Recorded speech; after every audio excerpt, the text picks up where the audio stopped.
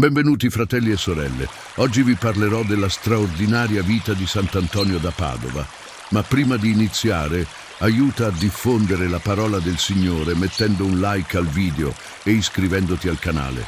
Ma solo se davvero ti piace ciò che faccio qui e vuoi contribuire in modo semplice a portare la luce nelle tenebre. Scrivimi anche nei commenti da dove stai guardando e le emozioni che stai provando. Bene. Ora lascia che il giorno svanisca lentamente dietro di te. Chiudi gli occhi se vuoi, rilassa le spalle, respira profondamente e lascia che la tua mente si distacchi dalla frenesia del presente. Ti invito ora a un viaggio lento, dolce e silenzioso, verso un'altra epoca, un altro mondo. Un mondo fatto di silenziosi chiostri, di pagine scritte a mano, di passi lenti lungo strade polverose e preghiere sussurrate al calare della sera. Oggi ci addentreremo, con passo misurato, nella vita e nell'eredità spirituale di Sant'Antonio da Padova, vissuto nel XIII secolo, nato a Lisbona il 15 agosto 1195 e morto a Padova il 13 giugno 1231 a soli 35 anni. Immaginati in una piccola cella di pietra, illuminata appena dalla luce tremolante di una candela. L'aria è fresca e densa del profumo delle erbe selvatiche. Fuori il mondo medievale scorre con il ritmo quieto della fatica e della fede. Immagina te stesso camminare per una strada sterrata. È l'alba. L'aria è ancora umida della notte appena passata. In lontananza si sente il muggito profondo di un bue e il cigolio lento di un carro che si muove verso il mercato.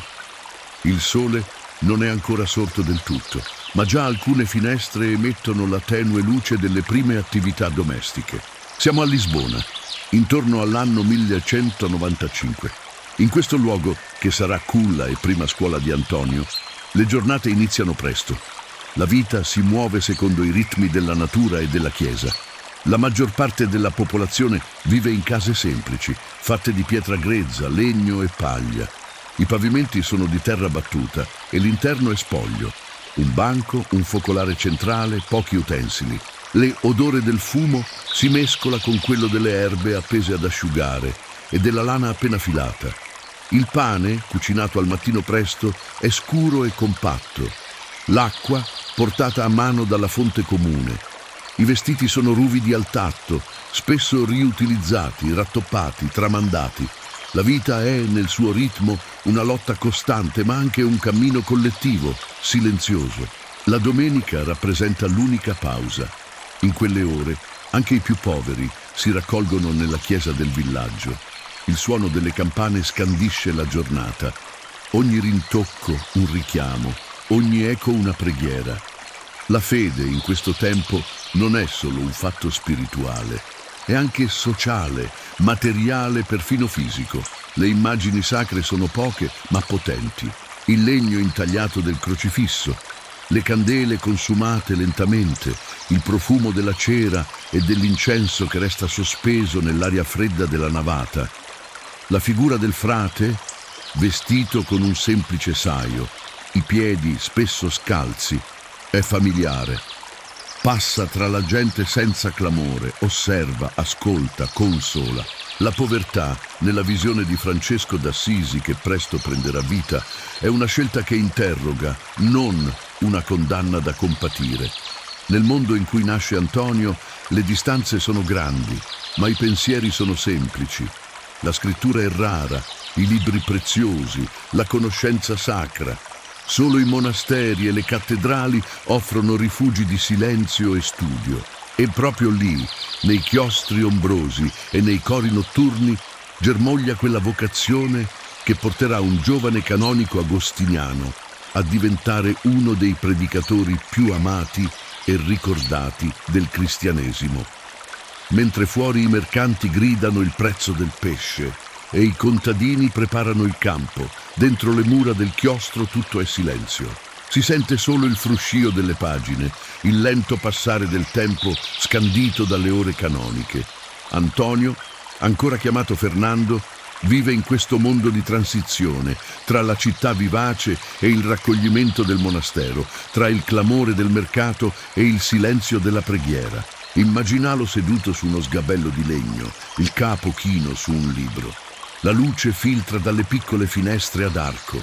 Il freddo della pietra risale dai piedi nudi. Ogni parola letta, ogni frase imparata è un passo verso un orizzonte ancora ignoto. Ma per ora tutto resta quieto. La sua vocazione, silenziosa come il vento tra gli ulivi, comincia a farsi sentire. E mentre fuori il sole si alza, anche noi, dolcemente, ci avviciniamo alla sua storia. Immagina il giovane Fernando, nato a Lisbona intorno al 1195, camminare nei corridoi ombrosi del monastero agostiniano di São Vicente de Fora. Le sue mani stringono un manoscritto latino. Il suo sguardo è assorto, attento. È un ragazzo di buone origini, istruito e con una mente curiosa che cerca qualcosa oltre le parole, oltre le pagine. Fin da giovane sente che il mondo intorno a lui, per quanto vasto, non basta a colmare il desiderio di senso che cresce dentro di lui, con pazienza, come un seme. A soli 15 anni chiede di entrare tra i canonici regolari di Sant'Agostino, dove resterà per circa 9 anni. Lì apprende la teologia, la liturgia e i misteri delle sacre scritture. Ma anche lì, tra libri e orazioni, il suo spirito rimane inquieto. Una vocazione più profonda si fa strada, non una fuga dal mondo, ma un desiderio di abbracciarlo in tutta la sua fragilità. E così, quando alcuni frati francescani, i primi discepoli di Francesco d'Assisi, passano da Coimbra, portando con sé la notizia del martirio di 5 confratelli in Marocco, qualcosa cambia per sempre. Fernando li osserva. Hanno abiti poveri, piedi scalzi, parole semplici, ma nei loro occhi brilla un fuoco diverso. E allora, in silenzio, prende una decisione che muterà il corso della sua vita. Lascia l'ordine agostiniano, cambia il suo nome in Antonio e prende il saio francescano. Il suo sogno? Andare anch'egli in Marocco, annunciare il Vangelo, magari, se così fosse scritto, dare la vita come martire. E così parte, ma durante il viaggio la sua salute cede. Una febbre lo costringe a tornare. E qui la storia, ancora una volta, prende una piega diversa da quella immaginata. Durante il viaggio di ritorno, una tempesta devia la sua nave. Antonio si ritrova in Sicilia, spaesato, debole, ma ancora determinato. Da lì raggiunge Assisi, dove incontra la giovane comunità francescana riunita per il capitolo generale. Nessuno lo conosce, nessuno sa della sua cultura, della sua preparazione. Nessuno immagina in quel momento che tra loro si trova colui che sarà chiamato Doctor Evangelicus. Per un periodo viene mandato a vivere in un piccolo convento, a Montepaolo, vicino Forlì. Lì si dedica alle mansioni più umili, cucina, orto, silenzio, fino al giorno in cui, durante un'ordinazione sacerdotale, un predicatore manca e viene chiesto ad Antonio di dire qualche parola. Lentamente, con voce pacata ma ferma, comincia a parlare e ciò che accade è inaspettato. La sua eloquenza è limpida, piena di passione quieta. Non è teatrale né retorico, ma le sue parole hanno peso, profondità, ritmo. La sua voce racconta la scrittura come chi la vive dentro, ogni giorno. Il silenzio cala tra i presenti e da quel momento la sua vita cambia ancora. Viene destinato alla predicazione itinerante in un tempo in cui la Chiesa lotta contro eresie e ignoranza, contro la superstizione e la durezza del potere. Antonio cammina, insegna, parla, sempre con quel tono fermo e senza fretta. Va da Rimini a Tolone, da Padova a Montpellier, a piedi, spesso senza nulla se non la fiducia nella provvidenza. Immaginalo mentre predica in una piazza. Non ha pulpiti né ornamenti, solo parole, ma la folla cresce.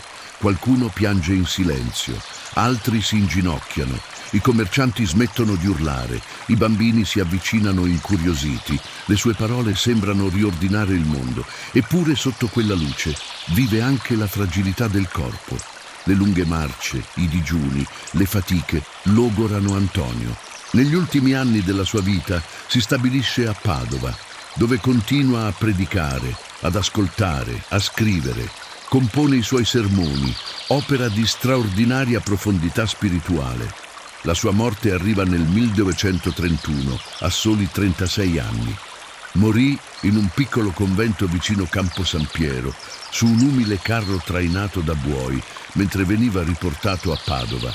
I suoi ultimi momenti furono semplici, come la sua vita. Pare abbia mormorato le parole «Vedo il mio Signore». Poco tempo dopo, le notizie della sua santità si diffondono. Viene canonizzato l'anno successivo, una delle canonizzazioni più rapide nella storia della Chiesa.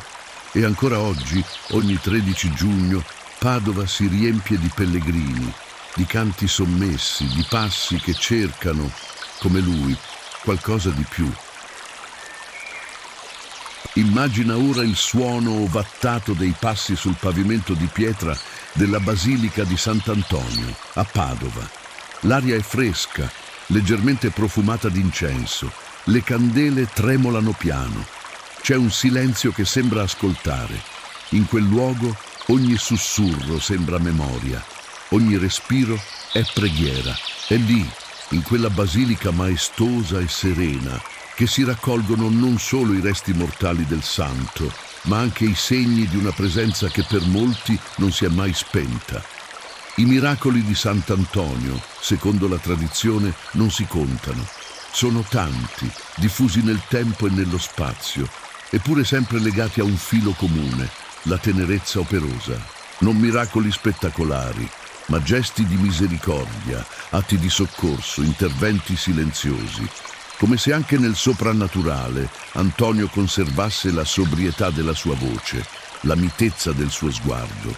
Tra i più noti c'è quello del bambino apparso tra le sue braccia. Secondo una delle visioni più amate dai fedeli, Antonio fu visto una notte, nella quiete di una stanza ospitale, mentre stringeva un piccolo bambino luminoso tra le braccia. Era il bambin Gesù, venuto a visitare il cuore puro di un frate semplice. Da allora molte immagini lo raffigurano così: il saio marrone, il giglio in mano e quel bambino che sembra ascoltare, proprio come chi lo guarda. Un altro miracolo, spesso raccontato, è quello del cuore nascosto. Si dice che un giorno, parlando con un avaro defunto, Antonio dichiarò con fermezza che quell'uomo non aveva mai avuto cuore. Alla sepoltura il suo corpo fu aperto e nel petto non fu trovato nulla. Il cuore, spiegò Antonio, era rimasto dove era stato messo per tutta la vita, tra le sue ricchezze. C'è poi il famoso miracolo del pesce. In un'occasione a Rimini nessuno voleva ascoltarlo. Così Antonio si spostò sul molo e, rivolto al mare, iniziò a predicare. Le acque si fecero immobili e una moltitudine di pesci emerse a fior d'acqua, fermi, come in ascolto. I cittadini colpiti si avvicinarono e in quel momento gli uomini iniziarono ad ascoltare ciò che prima rifiutavano. Ma forse il miracolo che più lo lega al cuore delle persone è quello delle cose perdute. Non si sa bene come sia nata questa devozione. Forse da un episodio in cui fu ritrovato un manoscritto rubato, forse da un sentire più sottile, più spirituale. Ma da secoli, quando qualcosa si smarrisce, un oggetto, una persona, persino la pace interiore, si prega Sant'Antonio. Sant'Antonio, aiutami a ritrovare ciò che ho perso. E spesso, come in un sussurro antico, qualcosa torna al suo posto. La scienza moderna ha indagato anche le reliquie. Nella ricognizione del corpo del santo nel 1981 furono trovati i resti del suo cranio. Ma ciò che stupì fu la perfetta conservazione della sua lingua, morbida, intatta, come se il dono della parola, che aveva usato con tanto amore e verità, fosse stato preservato nel tempo. San Bonaventura presente alla prima ricognizione del XIII secolo, avrebbe esclamato: «O lingua benedetta, che sempre hai benedetto il Signore e hai fatto risuonare la sua lode». Nel corso dei secoli, la devozione a Sant'Antonio ha attraversato oceani, dal Portogallo al Brasile, da Padova alle Filippine, dal Sud Italia al Canada. Milioni di persone accendono candele, portano gigli, offrono pani. In ogni luogo Antonio è visto come amico, consigliere, protettore, qualcuno che non ha mai smesso di camminare accanto a chi ha bisogno. Non solo nelle grandi prove, ma anche nei piccoli smarrimenti quotidiani. E forse è proprio questo il mistero più grande, che un uomo umile, che non cercò né fama né potere, sia diventato compagno di viaggio di generazioni intere. Non con miracoli fragorosi, ma con una fede silenziosa che continua a operare, come un filo d'acqua che non smette mai di scorrere anche sotto la superficie della vita. Ora che il nostro viaggio volge al termine, concediti un momento per lasciar riposare anche la mente. Hai camminato, silenziosamente, attraverso le strade della Lisbona medievale e tra le ombre dei chiostri francescani.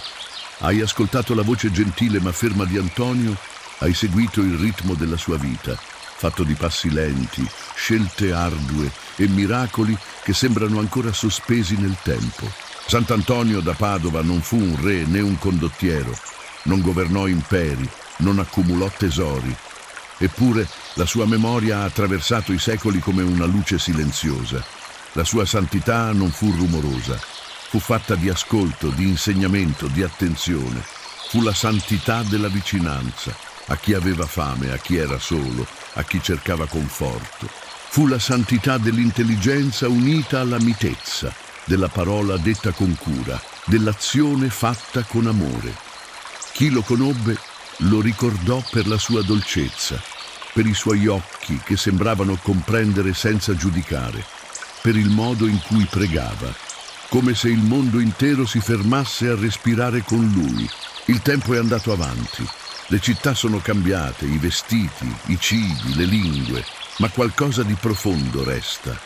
Ancora oggi, nelle chiese, sui comodini, nelle tasche delle madri e nelle mani tremanti degli anziani, si tiene una piccola immagine, una medaglietta, una preghiera a Sant'Antonio, non tanto per i miracoli, anche se molti lo invocano per ritrovare ciò che si è perso, ma perché Antonio rappresenta la speranza calma, la forza che non urla, la fiducia che qualcosa di buono può ancora crescere, anche nel cuore più affaticato. E adesso, mentre la tua giornata volge al termine, mentre le voci si abbassano e il buio si fa più profondo e rassicurante, lascia che questa storia ti accompagni verso il sonno. Immagina un chiostro, con le pietre scaldate dal sole, il suono lieve di una fontana, l'eco di passi lenti tra gli archi. In un angolo, un frate in tunica semplice china il capo in preghiera. Non chiede nulla per sé, solo pace per chi ascolta. Forse, proprio come te. E mentre chiudi gli occhi, lascia che le parole si dissolvano come nebbia, come luce che sfuma dietro l'orizzonte. Sant'Antonio veglia, il tempo riposa, e tu con lui. Bene. Miei cari fratelli e sorelle, vi saluto dandovi appuntamento al prossimo video e pregherò per tutti voi che avete visto il video e mi avete supportato iscrivendovi a questo canale e lasciato un mi piace. Che la pace del Signore sia con voi.